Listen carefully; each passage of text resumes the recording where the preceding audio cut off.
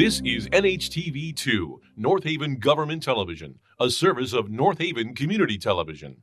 The following program is brought to you through the support of the Town of North Haven.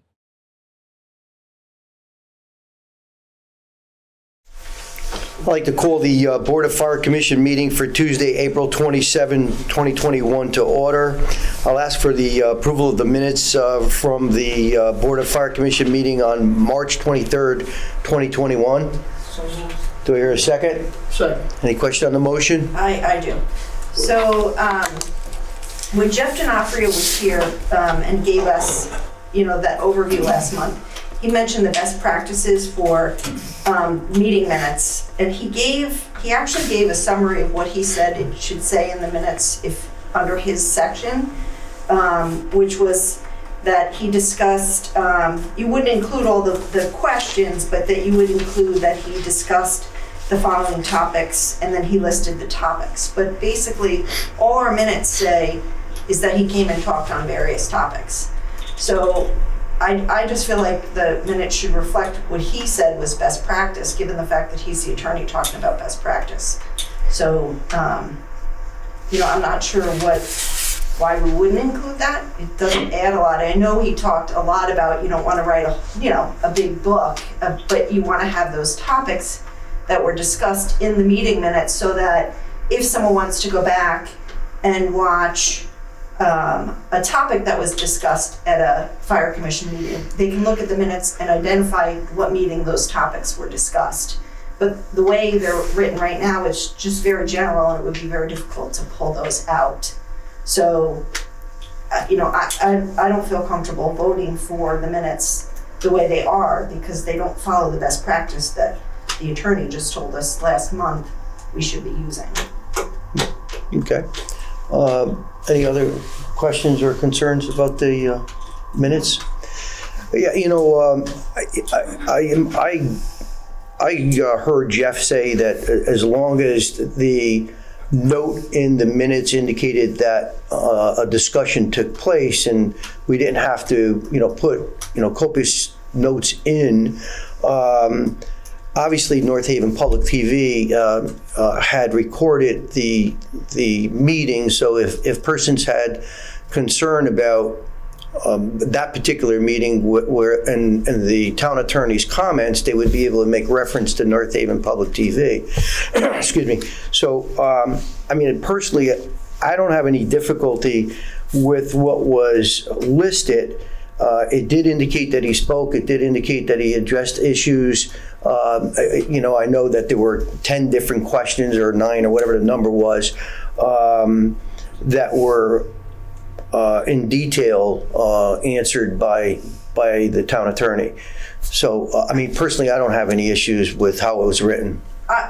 This is word for word what he said, because I went back and I watched it, and he wrote that you wouldn't include all the questions, but he said for his part in particular, you would say that Jeff D'Onofrio discussed issues regarding proper use of executive session, the role of the fire commission, clarification on procedures for the fire, for correspondence, clarification on meeting minutes, etc., because there was maybe one other topic that he talked about. So I think, if the town attorney tells us that's best practice, for somebody looking for those topics and when they were discussed, to see that he spoke on various topics doesn't really tell you, or answering various questions doesn't really tell you what those topics are for. That allows people to come back and know which fire commission meeting do I need to go to. If I'm interested in this topic, what fire commission meeting do I go back to, to watch? I'm not, for me, I don't want to vote for minutes that don't meet what he said were typical best practice. And those are the words he used. So, okay. And I don't really see the harm in listing those topics. It's not really going to, we're not talking about including all the notes of everything he said, just listing the topics so that people know what we talked about and know where to go to get more information. So that's, Yeah, I don't think it would be unreasonable just to list the 6 or 7 topics, Yep. One line for each of those. But again, I think, the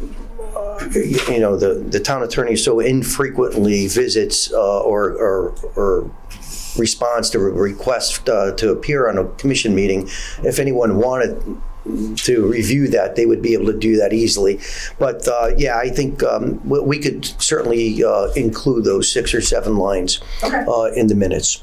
So Yvonne, if you'd be kind enough. Any other questions regarding the minutes? Just, Yeah. Yvonne, do you want me to send you I have them all listed out. Do you want me to just email them? That'd be fine. Okay. Thank you. Any other questions? Motion's been made and seconded. All in favor with the adjustment? Okay. Aye. Aye. Opposed? So moved. Discussion of the chief's report. All right, thank you all. Glad we're able to be a little bit more in person, a little more like old times. Again, public comments being conducted tonight out in the apparatus phase. I'm hopeful that by the time we get around to this time next month, we'll be able to resume with our normal commission meetings. But as far as the chief's report goes, I'll start with alarms.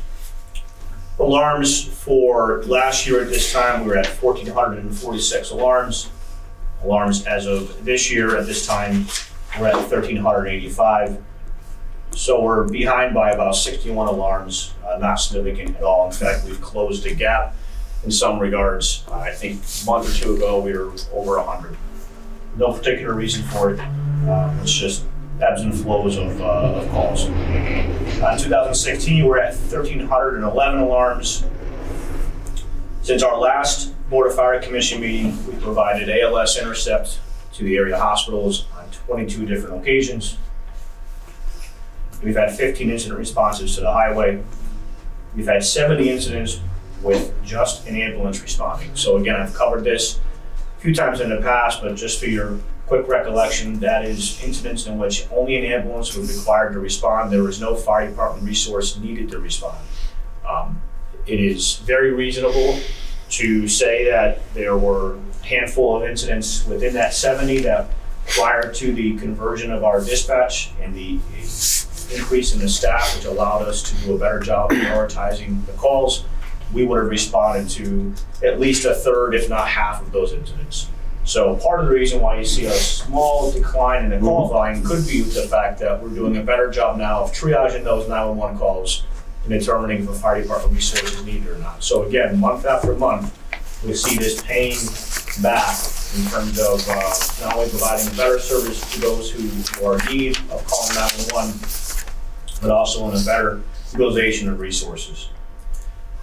Since our last meeting, 61% of our calls were EMS related. Approximately 421 incidents since our last meeting, 92 of which were overlapping, which accounts for 22%. And our dollar loss since our last meeting is at just over $57,000 with a total value saved of $3.3 million. So again, that is property that we had fires within. In this particular case, the two driving forces here are one residential and one commercial fire, building fire. And that is factoring in the loss from directly related to the fire to smoke damage. And the value is determined by what the value of the building is according to the tax assessor records. It's not a value we make up, it's something that we actually we pull the tax records and we're able to determine what the value is. So good numbers there in terms of just putting things in perspective for how efficient the fire department is and what kind of property we save. Regarding the budget, year-to-date is going to cover through period 10, which brings us to the end of April, so a couple days left. Year-to-date, as of this time last year, we were at 81.2. Year-to-date, as of this year, is at 85.1.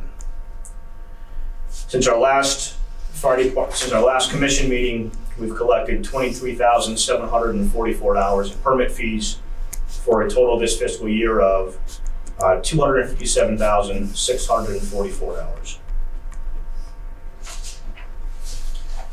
Regarding the fire marshal's office, correspondence was sent to each of you prior to this meeting with the activity report for the month of March.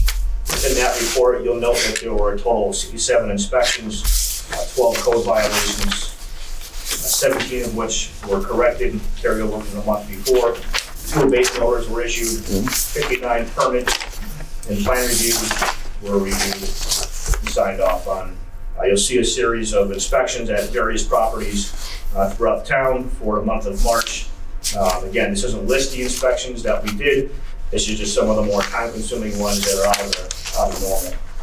And then on the back, you see some of the more focused issues that took some of our time from our staff. You'll see on there apartment complex, which had several complaints filed against it, an illegal store, which we had to take action against, and a facility which had an alarm, which was family, had to abate.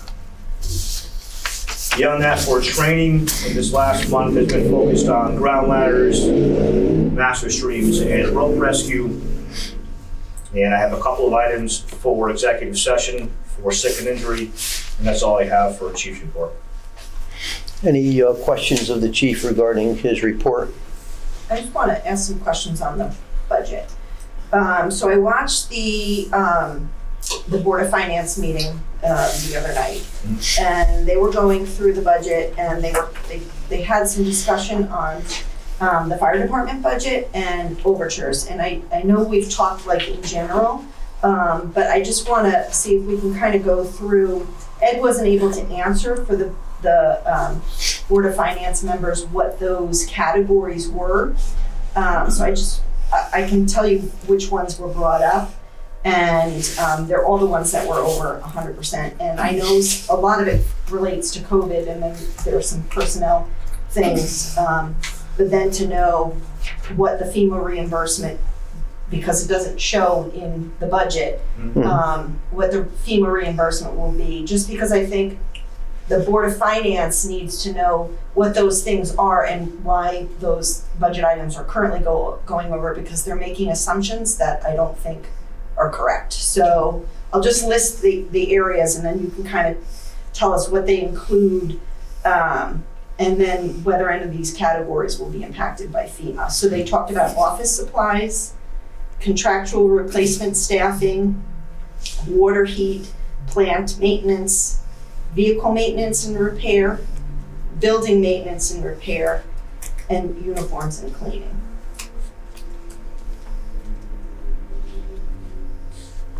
Sure, so I think I have most of what you listed. So,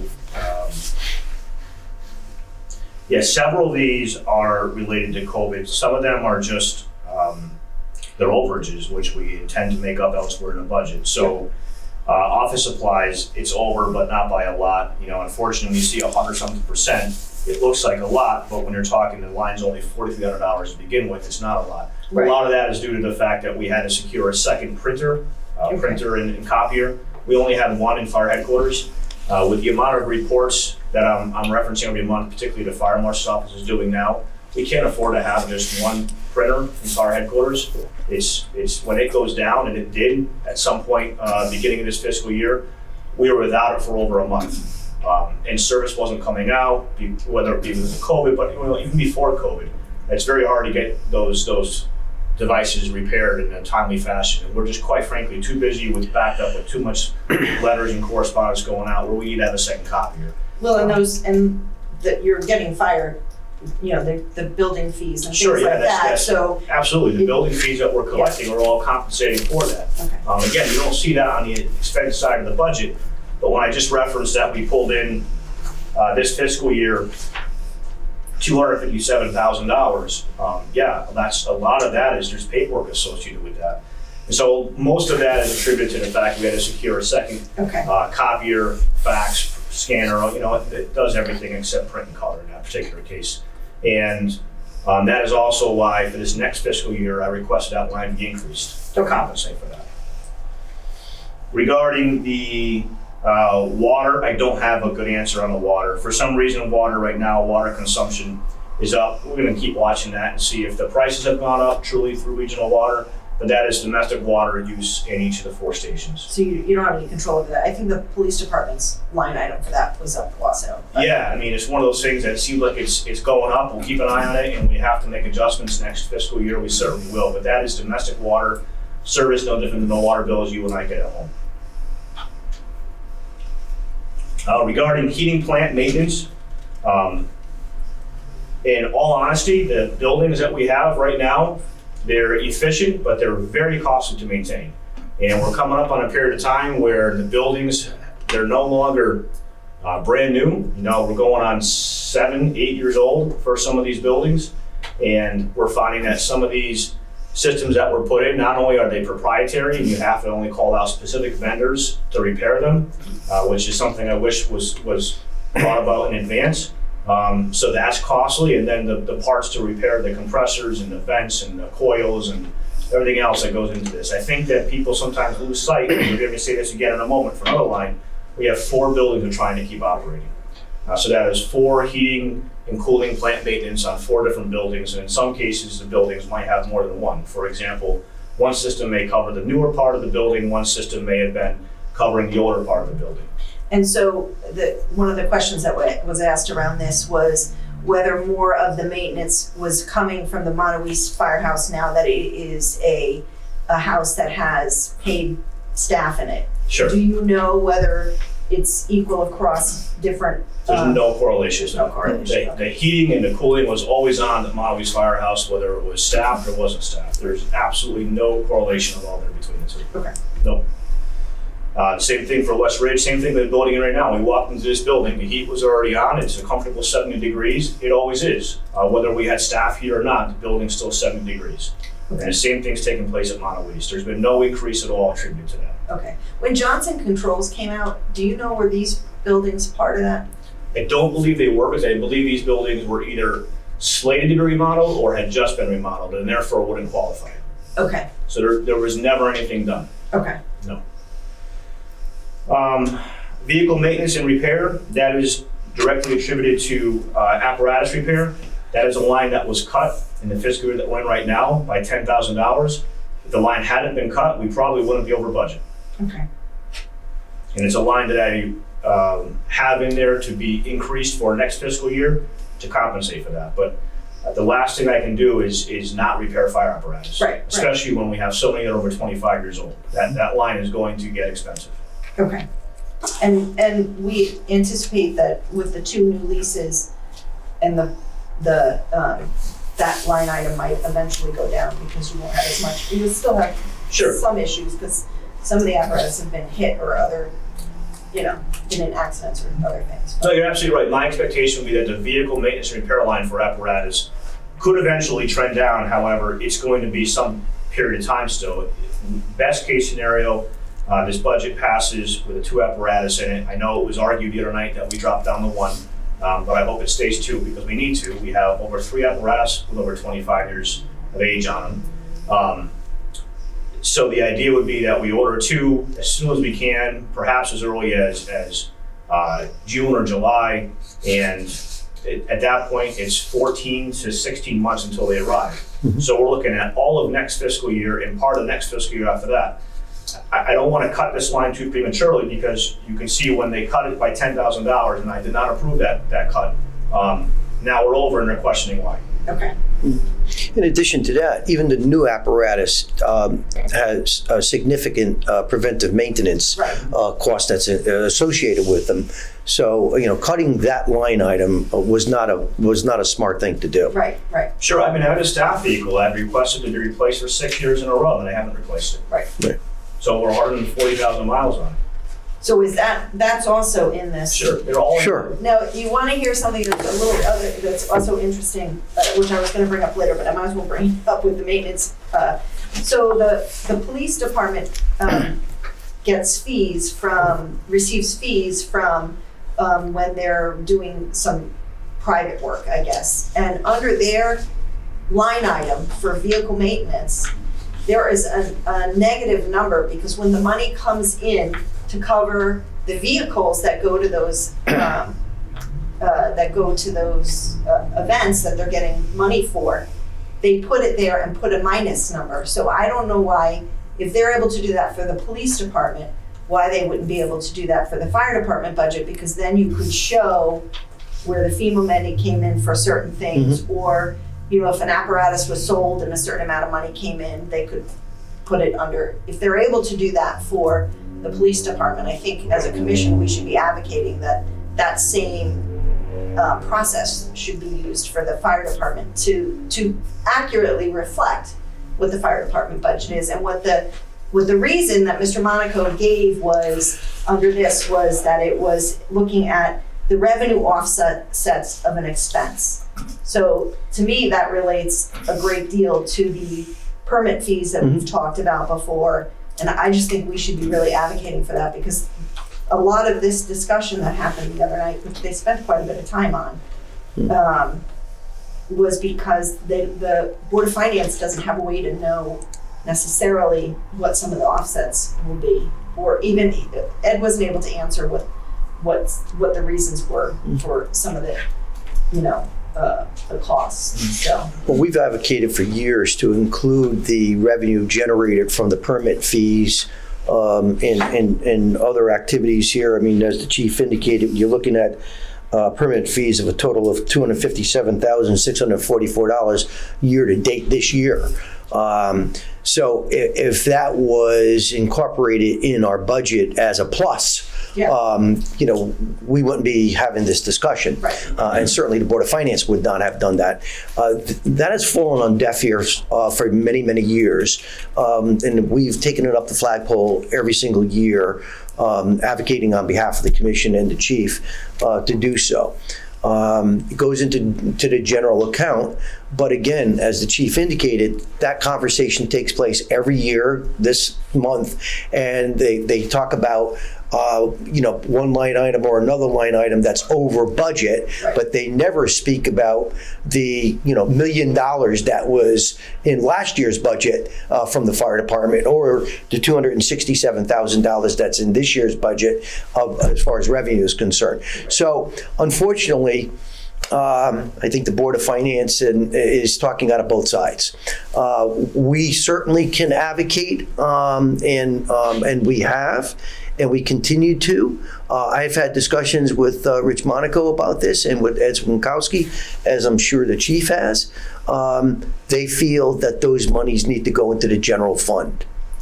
I just would like them to, at the point where we're able to make public comments at the Board of Finance meeting, I want them to explain to me why it is that you would do that, the revenue offset to an expense line item for one department, and you wouldn't do it for another.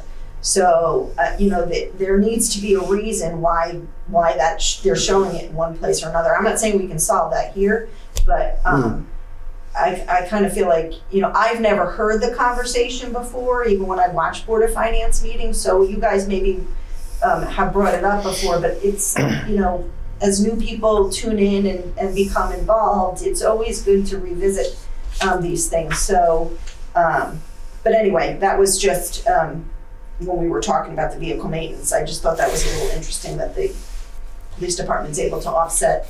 They have money a year to date negative like $35,000 or something like that. Okay. So,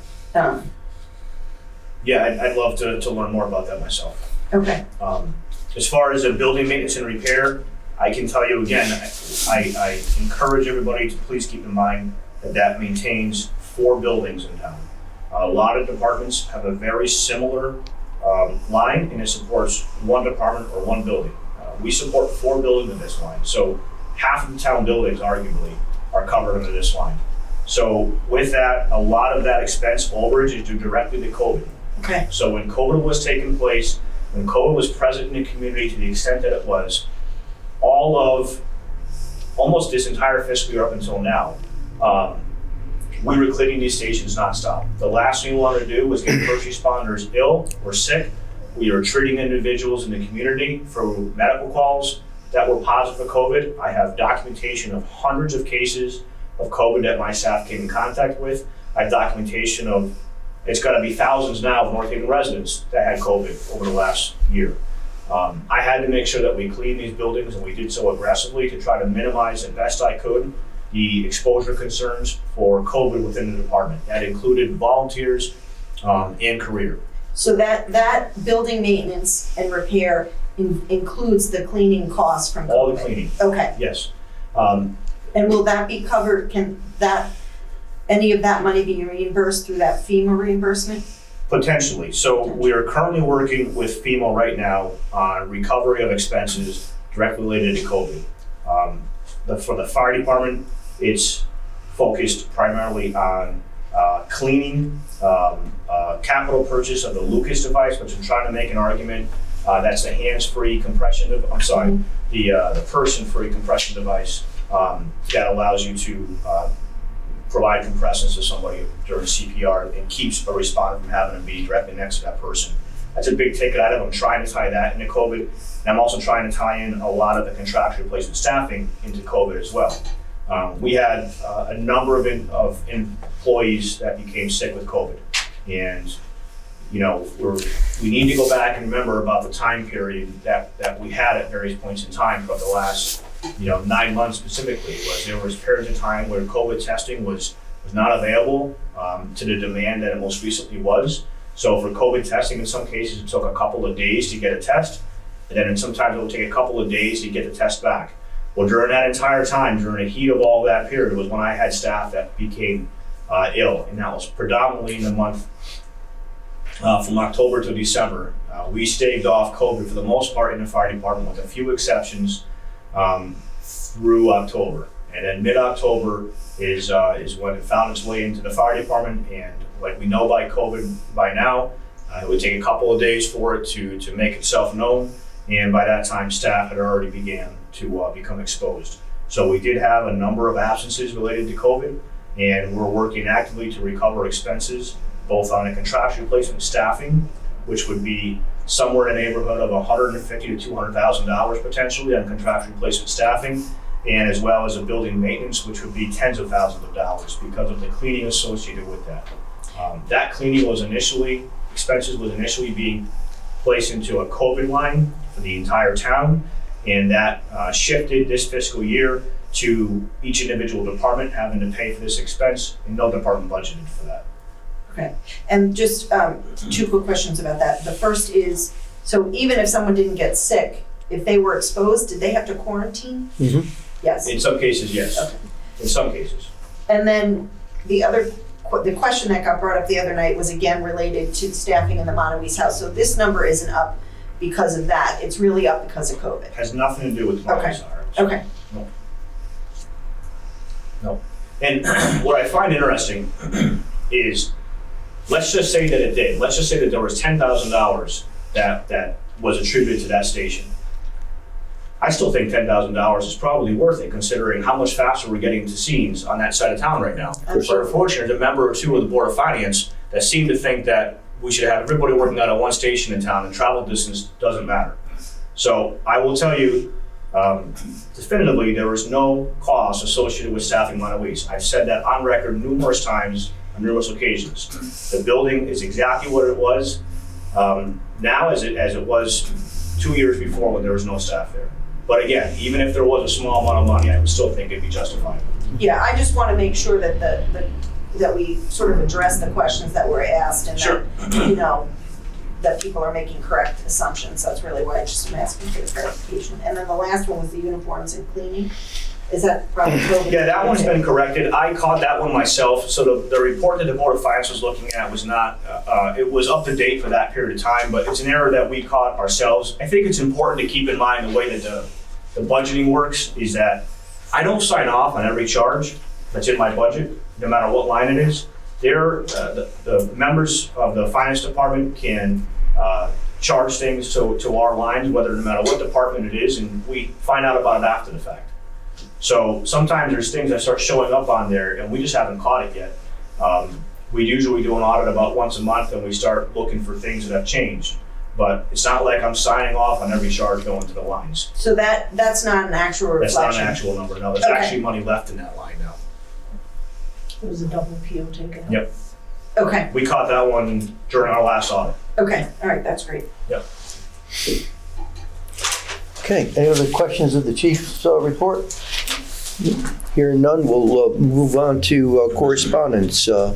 Chief, any correspondence that you've received? I have one correspondence, which was a little unusual, that I'll share with the commission and I'll share with you what took place. So I had a resident from Hermitage Lane write me and was concerned about the fire load, not her words, but I'm prefacing the fire load on the street.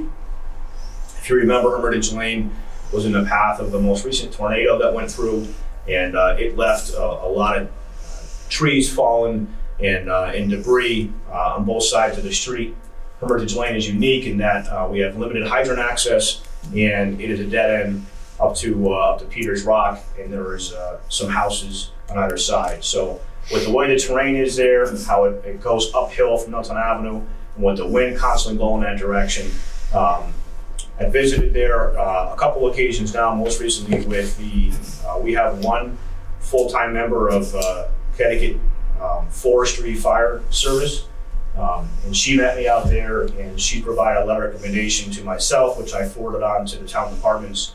We're going to work to see if we can do any kind of mitigation efforts up on that street to keep any future fires from becoming something too large in nature before we arrive. It is a distance from us, especially if Engine 9 at Montauk is not on duty that particular day, so we're trying to get ahead of it. So that's a correspondence that we don't normally get. It's not something that's very common in this town, and we did take a look at it and found it to be worthwhile of our attention, and I've spoken with the homeowner directly.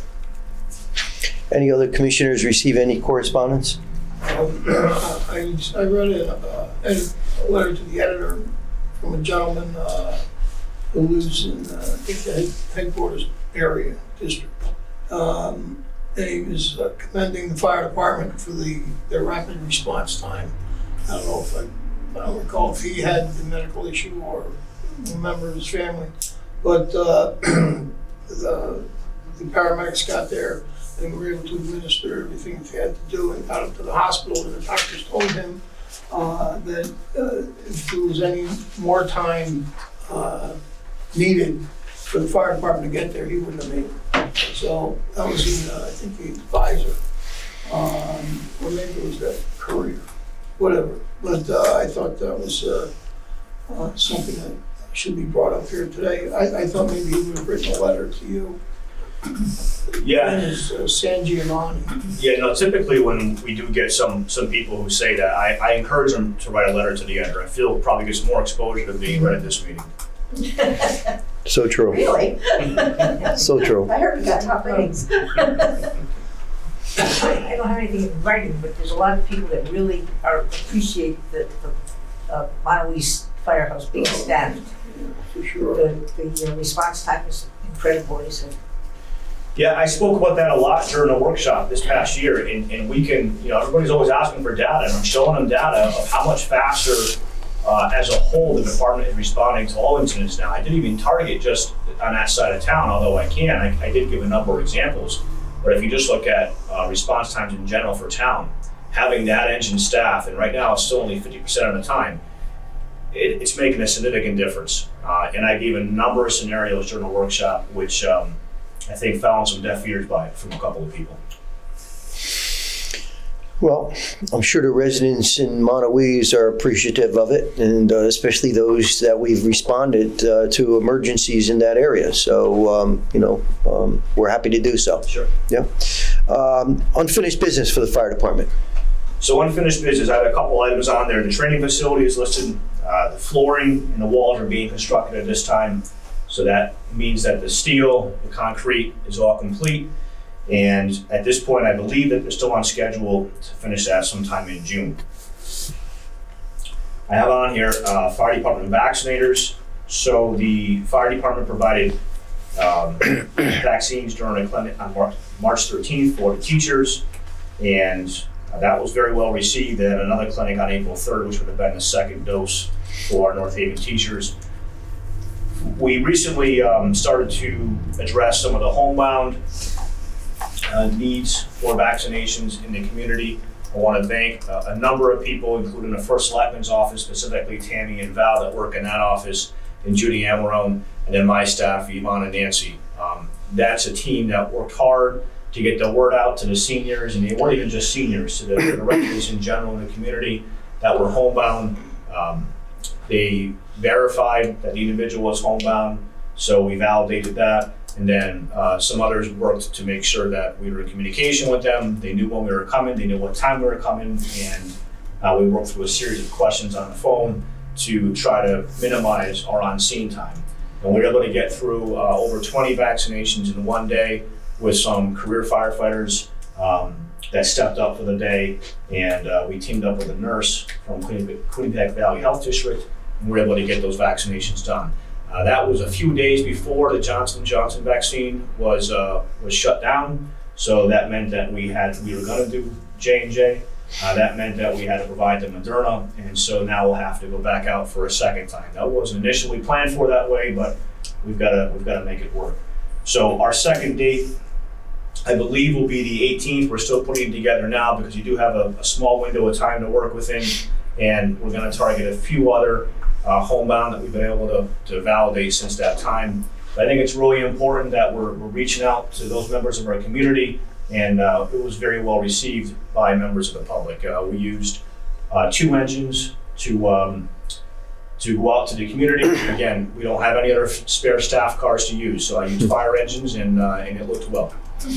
Chief, also there was a deep appreciation of the fire department's presence at the rec center when the vaccinations were originally scheduled to be dispersed, where we had fire personnel there on scene, paramedics in the event of some kind of an emergency.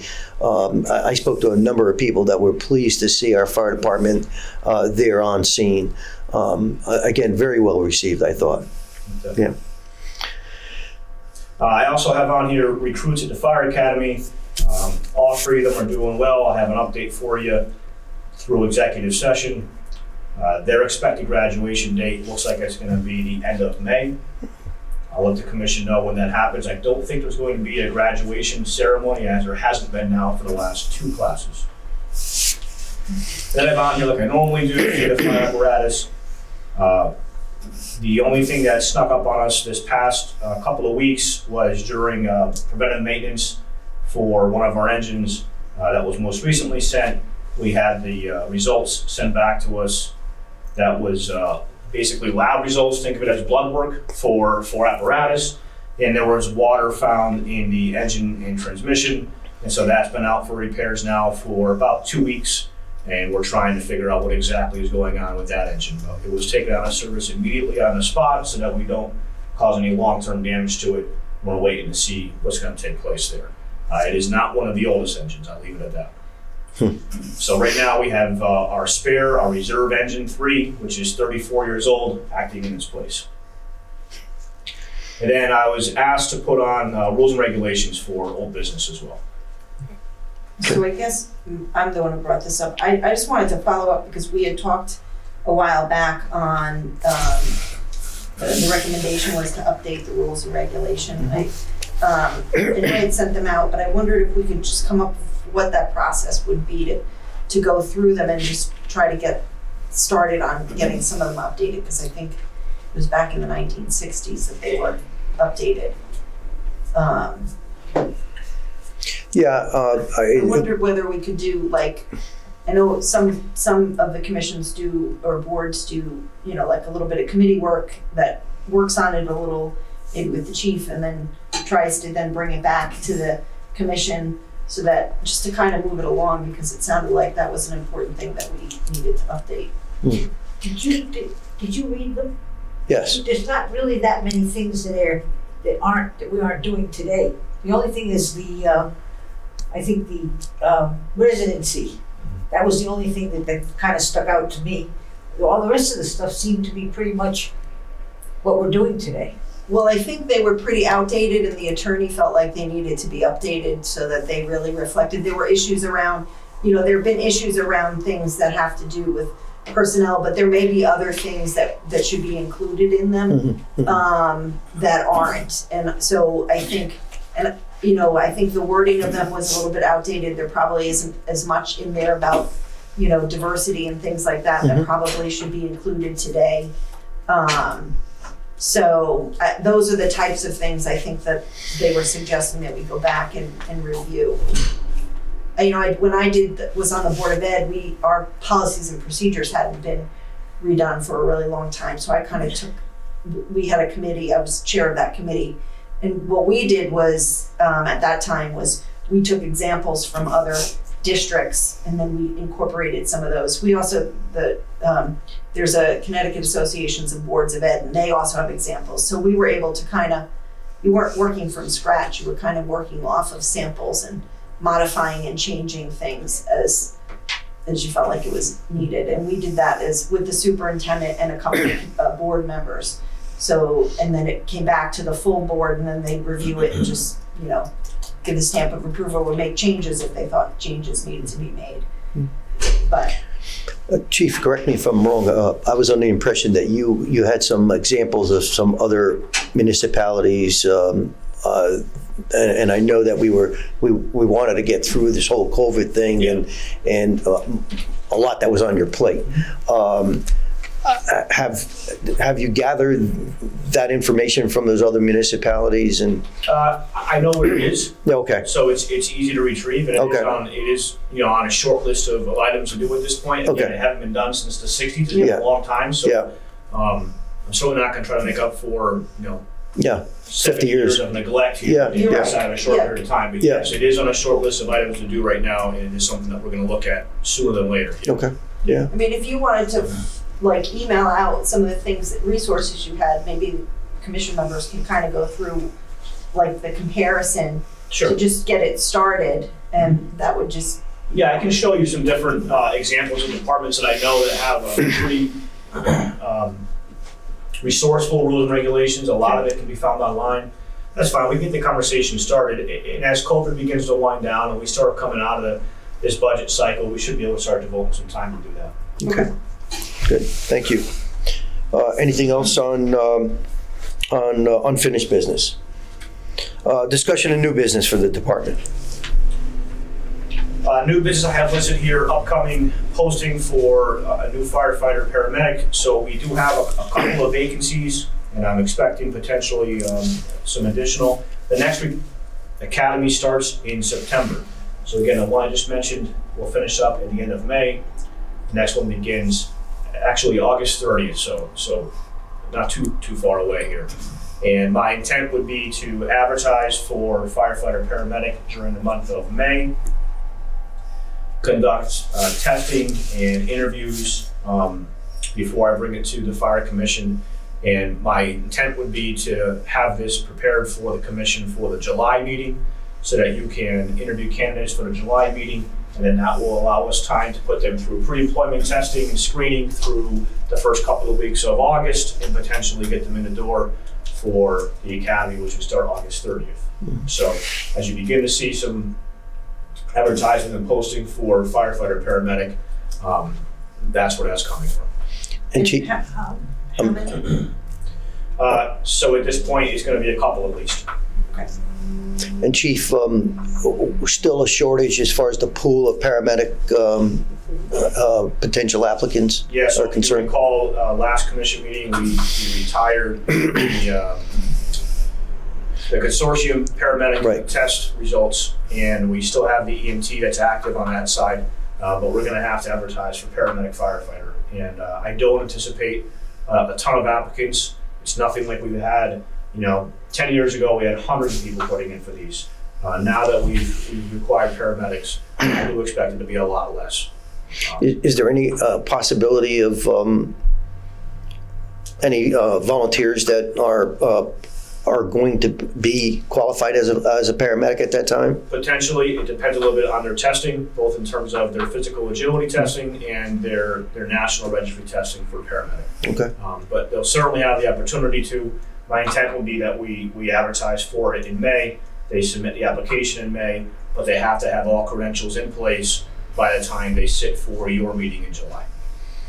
Yeah. Okay. At that point, it's the drop dead date. Yeah. We have to start moving forward with hiring. Okay. And then on the on your agenda as well, I have we're going to start moving forward with pretty aggressively with the volunteer firefighter recruitment drive. So you've heard me say perhaps a couple times now in the last few months that we did see with COVID over the last 12 to 18 months that we saw a significant decline in the number of volunteers that were applying to be firefighters. And we had a few others that unfortunately aren't with us right now as volunteers because they couldn't make everything work. So we're going to start moving forward with a pretty aggressive recruitment drive. We're meeting with volunteer leadership actively, pretty regularly right now. And the best way to recruit volunteers is word of mouth. So we're hoping that we can come up with some pretty good ideas to put this all together. You'll start seeing probably quite a bit of banners in front of the stations and postings in different places in town. There's going to be open houses planned for at least one of the stations. I'm working to try to put a banner across the top of Church Street, although UI is giving me a pretty hard time about it right now, so I'm trying to work with UI on that a little bit. But I thought that would be great, you know, big banner right there so that everybody knows. There were a couple other things as well, so more to come, but just know that we're doing a pretty significant push for volunteers right now. It's been a struggle. It's been an ongoing struggle, and Yeah. you know, I want to share with you something that was said to me not that long ago. I meet with a number of career fire chiefs in the state, throughout the state, and some of them have combination departments like North Haven, meaning that there's both career and volunteer. And you know, so we just discussed some of the issues that we are having in our individual departments. And so naturally, one of the things that I discussed amongst a series of probably 6 of them that were there besides myself was how we're struggling right now. We're struggling to recruit volunteers and retain volunteers. And you know, talked about some different ideas that we're kicking around. And one of the chiefs says to me, well, how many do you have? I said, well, we got about 40. And he stopped and he says, yeah, 40. He says, if you have 40 volunteers still, you're doing something right. You're not doing anything wrong. And I think that needs to get said more, is that, you know, we're so quick right now to look at the decline of volunteers and think that it's either somebody's fault or we're doing something wrong or something's got to be different. But yet, look around at some other towns and the volunteers in all these towns around us have declined tremendously. And some of the ones that still have numbers that are high, you really got to dig in on those and find out how many of those members are active, how many of them live in town, how long it takes when they get to the stations. You can have a roster full of X number of people, but what's your performance? And so I think that we're doing really well. We just need to continue to try to recruit as many more as we can. Well said. The good of the fire department. Good to the department, the only thing I have is the Memorial Day Parade is on for May 29th, which is Saturday. The commissioners, as always, are welcome to be part of the parade. We can put you in vehicles or you're welcome to march. You know, I'd like to bring up one item. We've been struggling as far as sending out our agendas in the mail. And I know the chief, in just an example of today, the rules and regulations being added on. I want to make a suggestion that we email our agendas closer to the date of the meeting, so that way there we have the most up-to-date information that the chief has been able to compile for us to address at the meeting. I think in the past we had some commissioners that were not on email and wanted it received in the mail. I think times have changed, and I think it's time for us to email out the agendas a few days in advance of the meeting. So that way there, Chief, you have an opportunity to address the ever-changing issues that are arising on a almost a minute-to-minute basis that you're experiencing, so that way there we could address it.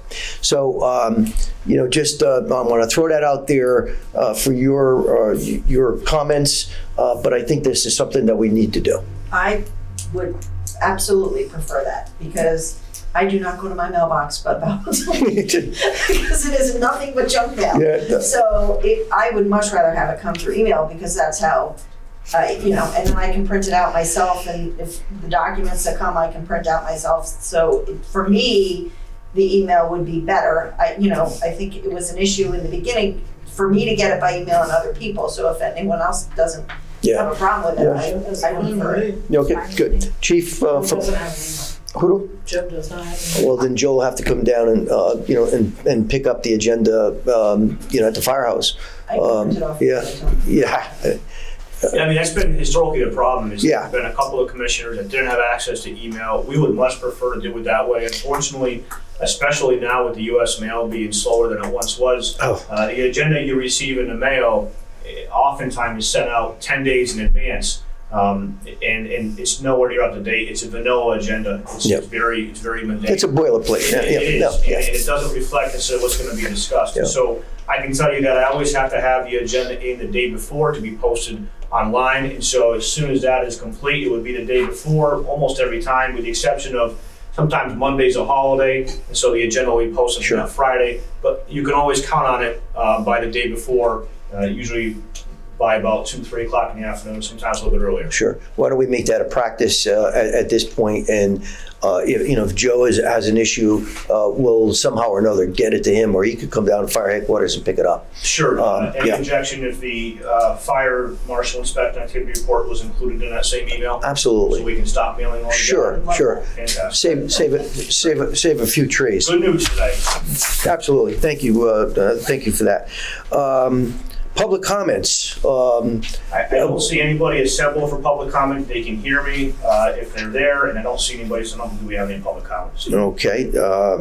Hearing no public comments, I'll entertain a motion to move into executive session. So moved. Do I hear a second? All in favor? Okay, we're in executive session. Give me one moment. I'd like to reconvene the Tuesday, April 27, 2021 North Haven Fire Commission meeting to order. We have a motion, Commissioner Mulligan?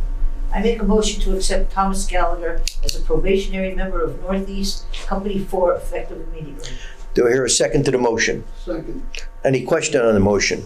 All in favor? Aye. Opposed? So moved.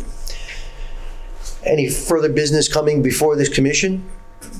Here are none. I'd like to announce that our next regularly scheduled Board of Fire Commission meeting will be Tuesday, May 25th, 2021, here at the 366 Washington Avenue, the Northeast Company 4 Training Center.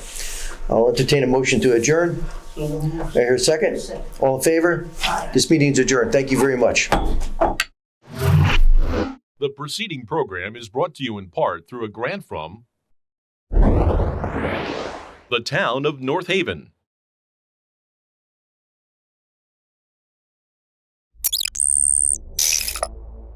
Watch town meetings or other videos on demand at nhtv.com.